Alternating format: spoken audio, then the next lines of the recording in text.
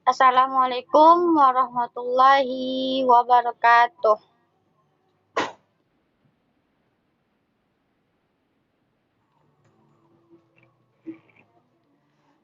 Apa kabar semuanya?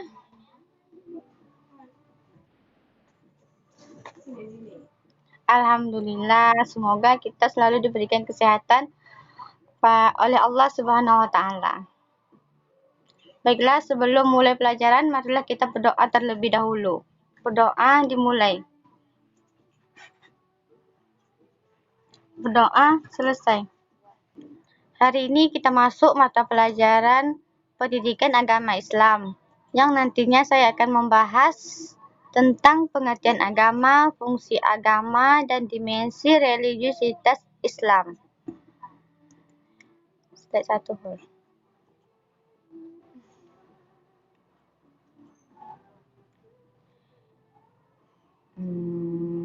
Agama.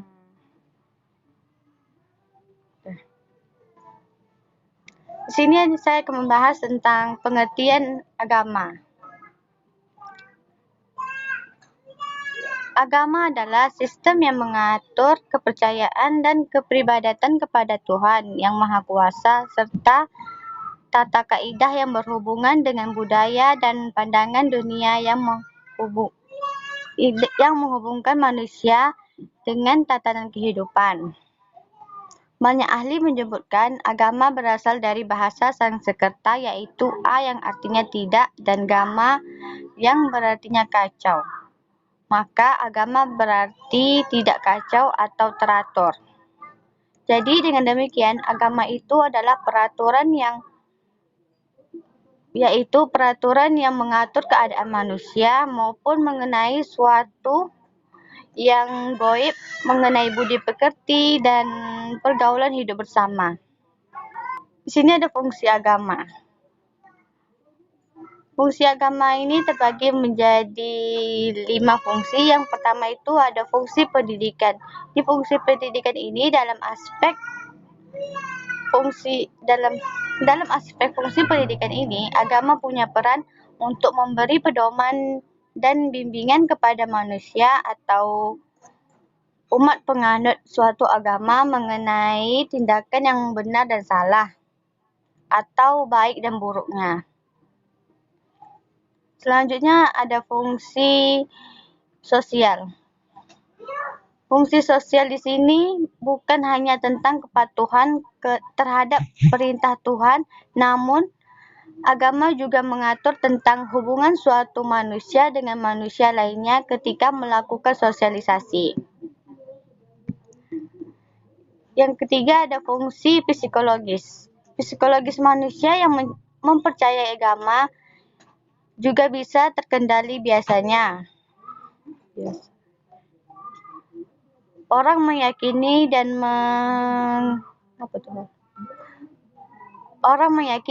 mengamalkan ajaran agama kebanyakan untuk meraih ketentraman. Agama ternyata bisa membawa seseorang ke dalam fase tenang karena percaya ada sesuatu yang mengendalikan kehidupan. Selanjutnya, fungsi pengendalian. Fungsi pengendalian diri. Yang dimaksud dengan fungsi pengendalian diri ini adalah seorang manusia diciptakan sebagai makhluk lemah dan banyak keterbatasan. Agama mengingatkan bahwa manusia harus sadar akan pernyataan tersebut agar tidak mudah terpengaruh oleh segala kesombongan dunia. Manusia tidak diperbolehkan menyombongkan diri karena pada dasarnya mereka sama makhluk lemah. Selanjutnya ada fungsi perlindungan. Perlindungan di sini berarti manusia percaya bahwa adanya mereka di dunia masih dalam pantauan Tuhan. Dengan begitu, seorang bisa merasakan bahwa dirinya akan aman selalu mengikuti tuntunan ajaran agama. Ketiga. Selanjutnya ada dimensi religiusitas Islam. Religiusitas adalah sebuah ketaatan seorang muslim terhadap agama Islam. Baik dilihat dari segi pengetahuan agama, keyakinan beragama, pelaksanaan akidah, dan juga dalam segi prakteknya. Dimensi religiusitas agama Islam dibagi menjadi 5 dimensi. Yang pertama itu ada dimensi akidah. Dimensi akidah ini menyangkut keyakinan dan hubungan manusia dengan Tuhan, malaikat, para nabi, dan sebagainya. Yang selanjutnya itu ada dimensi ibadah.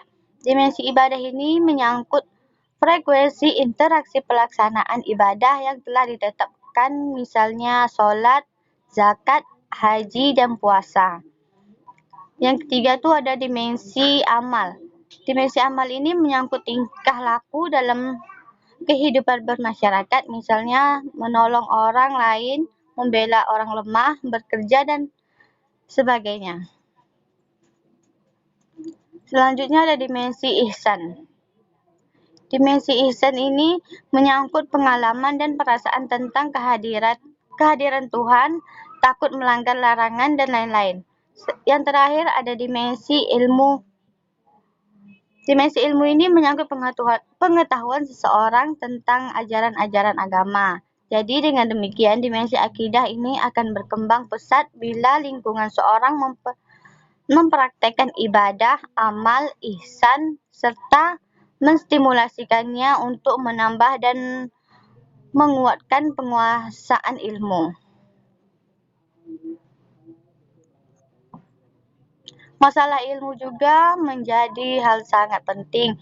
Dengan memiliki ilmu tentang akidah, ilmu tentang ibadah, dan ilmu tentang amal, maka keyakinan dan pelaksanaan beragama seorang mencapai tingkatan optimal. Jadi dengan demikian, bila dikatakan semua dimensi religiusitas dalam Islam adalah saling terkait satu dengan yang lain.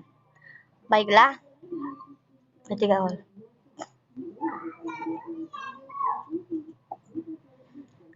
Baiklah, ada yang ingin dipertanyakan dari pembahasan yang tadi? Baiklah, saya akan menjawab. Tujuan diturunkannya Islam itu adalah untuk menunjukkan manusia agar dapat mencapai kebahagiaan dunia dan akhirat. Jadi, Islam dibawa oleh Nabi Muhammad SAW bukan hanya dalam bentuk nilai-nilai yang abstrak, namun juga dituangkan dalam aturan-aturan yang disebut dengan syariat Islam. Syariat Islam ini ialah tata aturan atau hukum-hukum Allah Subhanahu wa Ta'ala yang mengatur tata hubungan manusia dengan Allah Subhanahu wa Ta'ala dan manusia dengan manusia. Tujuan diturunkannya Islam itu adalah untuk kebaikan seluruh umat manusia, baik di dunia maupun di akhirat. Bagaimana Ula Syafitri dengan jawabannya? Ya, paham, jelas sekali. Terima kasih. Sama-sama. Apakah ada yang ingin bertanya lagi? Tidak. Baiklah, kalau tidak ada, saya akan mengasihkan tugas.